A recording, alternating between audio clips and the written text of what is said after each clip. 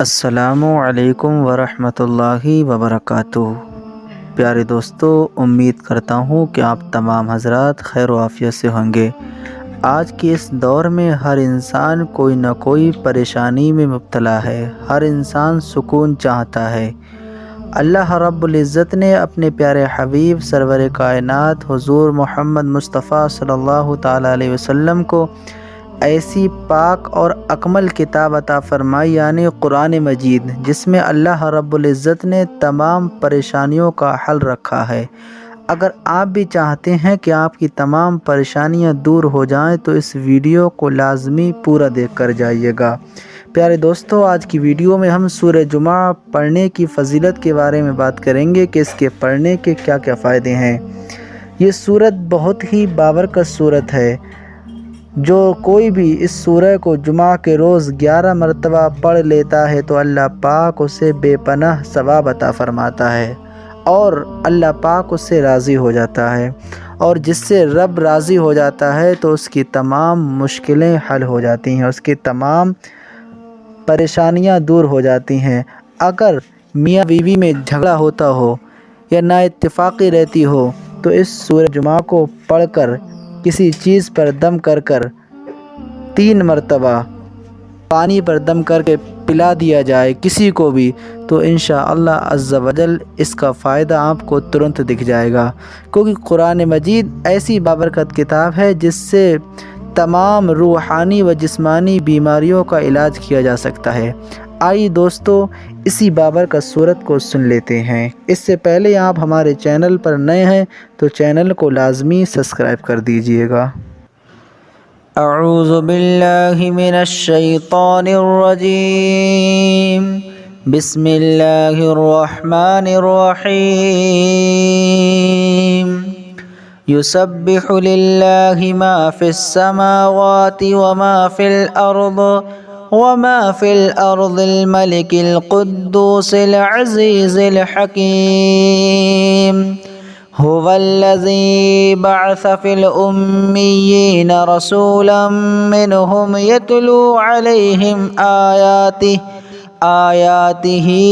ویزکیہم ویعلمہم الکتاب والحکمہ وَإِن كَانُوا مِن قَبْلُ لَفِي ضَلَالٍ مُّبِينٍ۔ وَآخَرِينَ مِنْهُمْ لَمَّا يَلْحَقُوا بِهِمْ وَهُوَ الْعَزِيزُ الْحَكِيمُ۔ ذَلِكَ فَضْلُ اللَّهِ يُؤْتِيهِ مَن يَشَاءُ وَاللَّهُ ذُو الْفَضْلِ الْعَظِيمِ۔ مَثَلُ الَّذِينَ حُمِّلُوا التَّوْرَاةَ ثُمَّ لَمْ يَحْمِلُوهَا كَمَثَلِ الْحِمَارِ يَحْمِلُ أَسْفَارًا، بئس مثل القوم الذين كذبوا بآيات الله والله لا يهدي القوم الظالمين۔ قل يا أيها الذين هادوا إن زعمتم أنكم أولياء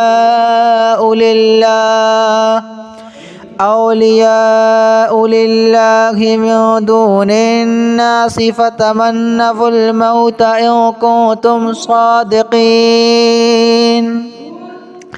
ولا يتمنونه أبدا بما قدمت أيديهم والله عليم بالظالمين۔ قل إن الموت الذي تفرون منه فإنه ملاقيكم ثم تردون إلى عالم الغيب والشهادة فينبئكم بما كنتم تعملون۔ يا أيها الذين آمنوا إذا نودي للصلاة من يوم الجمعة فاسعوا إلى ذكر الله وذروا البيع ذلكم خير لكم إن كنتم تعلمون۔ تفعلون فإذا قضيت الصلاة فانتشروا في الأرض وابتغوا من فضل الله واذكروا الله كثيرا لعلكم تفلحون وإذا رأوا تجارة أو لهوا انفضوا إليها وتركوك قائما قل ما عند الله خير من اللهو ومن التجارة والله خير الرازقين. أعوذ بالله من الشيطان الرجيم. بسم الله الرحمن الرحيم. يسبح لله ما في السماوات وما في الأرض الملك القدوس العزيز الحكيم. هو الذي بعث في الأميين رسولا منهم يتلو عليهم آياته ويزكيهم ويعلمهم الكتاب والحكمة وإن كانوا من قبل لفي ضلال مبين وآخرين منهم لما يلحقوا بهم وهو العزيز الحكيم.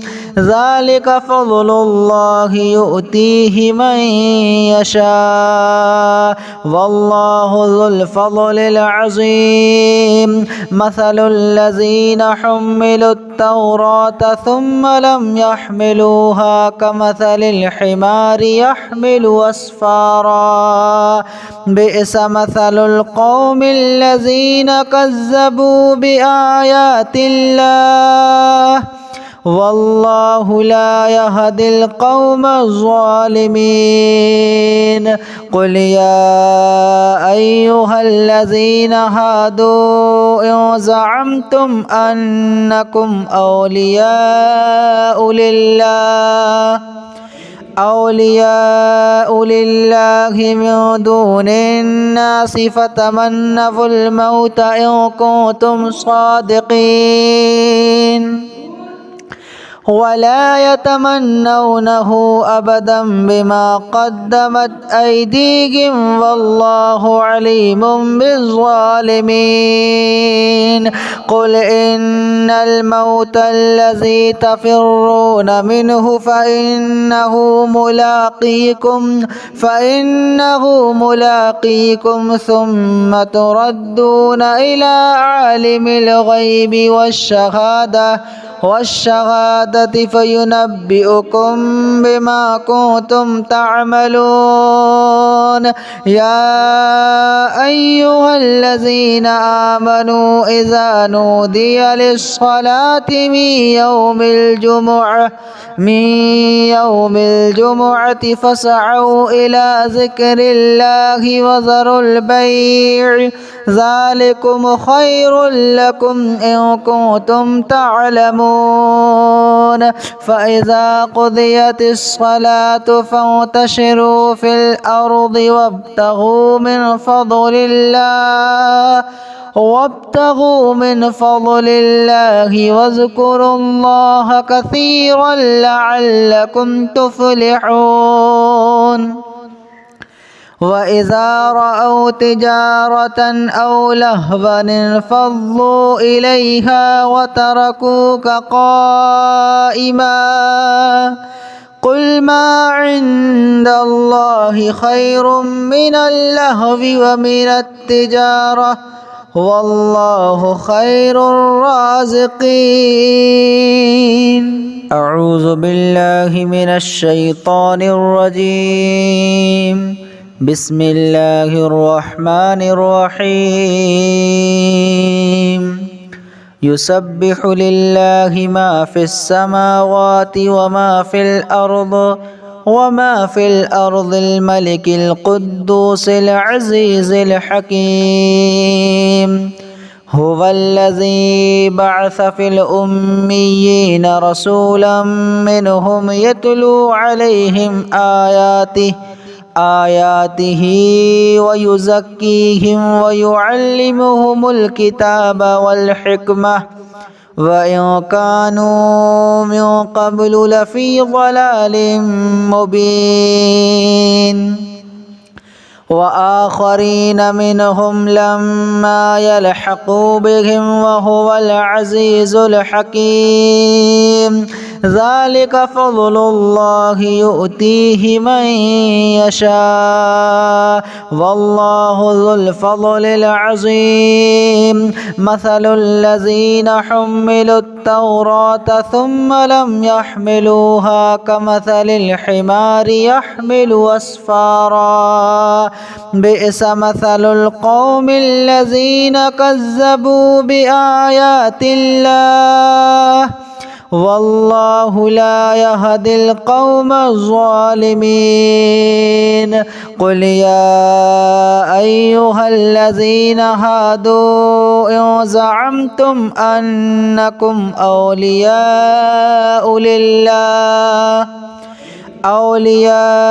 لله من دون الناس فتمنوا الموت إن كنتم صادقين ولا يتمنونه أبدا بما قدمت أيديهم والله عليم بالظالمين قل إن الموت الذي تفرون منه فإنه